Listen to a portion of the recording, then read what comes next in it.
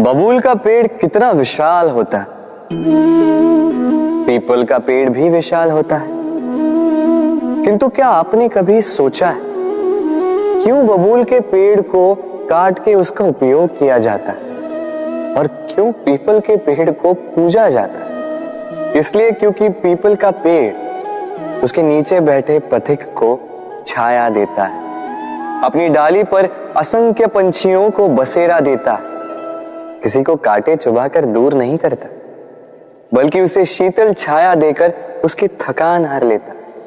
इस संसार में यदि आपको सम्मान पाना है तो पीपल की भांति ही बनना होगा।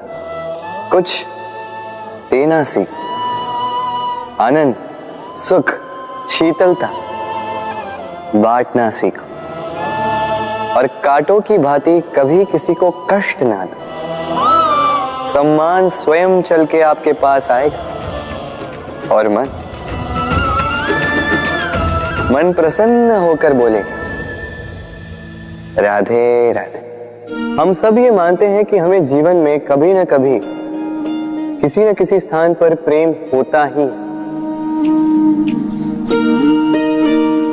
फिर चाहे वो माता पिता को संतान से हो, ज्ञानी को ज्ञान से हो, किसी कलाकार को कला से हो, आदि इत्यादि। किंतु क्या वास्तव में ये प्रेम ही है? मोह भी तो हो सकता है। अब आप पूछेंगे कि प्रेम और मोह में अंतर क्या? अंतर है बंधन का, जो आपको बांधे वो मोह है, प्रेम नहीं। प्रेम वो जो आपको मुक्त कर विकास की ओर भेजे। चलो आपको एक उदाहरण देता हूं। कुछ माता पिता अपनी संतान को किसी अन्य नगर में पढ़ने के लिए भेज नहीं पाते, अपनी संतान को उसके मित्रों के साथ खेलने के लिए भेज नहीं पाते, चिंतित रहते हैं कि कहीं उनकी संतान को पीड़ा ना पहुंचे और इसीलिए उसे बांध के रखते हैं। ये प्रेम नहीं है, ये मोह है।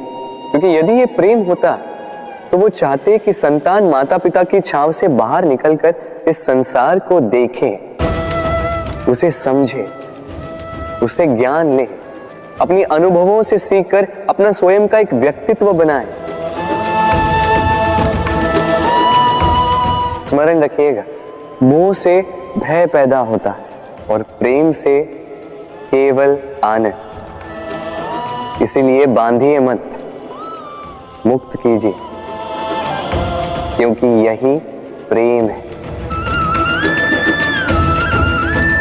राधे राधे। संसार में संबंध बहुत ही महत्वपूर्ण होते हैं। अब प्रश्न ये उठता है कि संबंध कैसे होने चाहिए?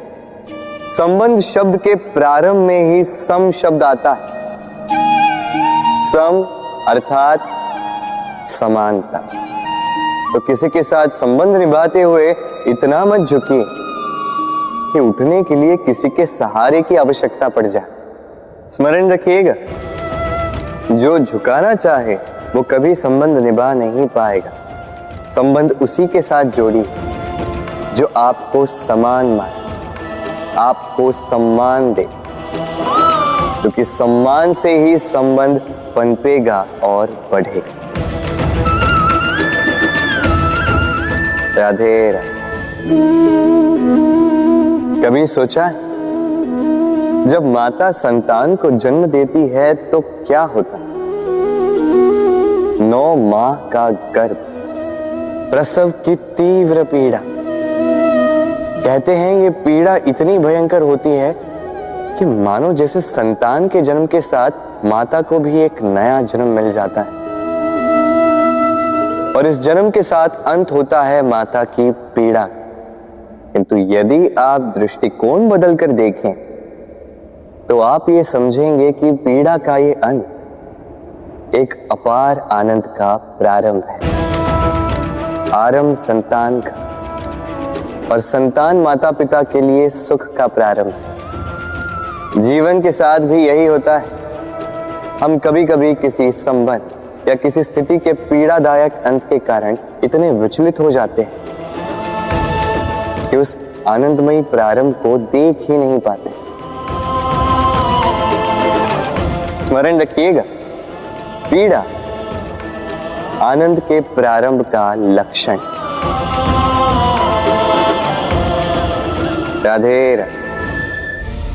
व्यक्ति के सर पर जब क्रोध चढ़ जाता है तो उसे सत्य और असत्य के बीच का ज्ञान नहीं होता। क्रोध उसकी दृष्टि को धुंधला कर देता है और फिर उसके पश्चात केवल माया और कपट ही उसे आगे का मार्ग दिखलाता है, अपने स्वार्थ की सिद्धि के लिए।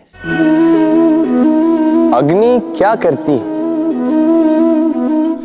जलाती है, फिर चाहे वो लकड़ी हो, कोयला हो, वस्त्र हो, जो भी आप अग्नि में डालोगे वो भस्म हो जाएगा।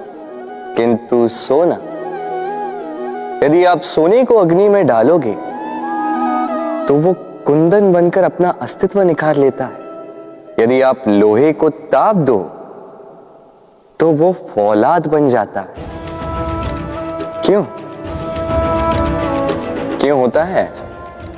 क्योंकि उनके भीतर की अग्नि उनको जलाने वाली अग्नि से अधिक तीक्ष्ण होती। ये अग्नि है निश्चय की, ये अग्नि है पवित्रता की। यदि आपका निश्चय दृढ़ हो, आपके विचार पावन हो, तो कुंदन बनकर निकलोगे, फौलाद बनकर निखरोगे, भीतर से बल पाओगे और कोई आपके साथ अनिष्ट नहीं कर पाएगा।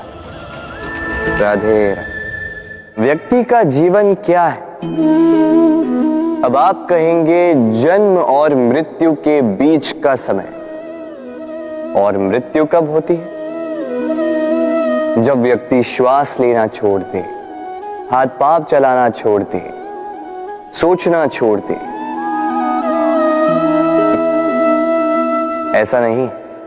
देखिए, जल की मृत्यु तब नहीं होती जब वो सूख जाती।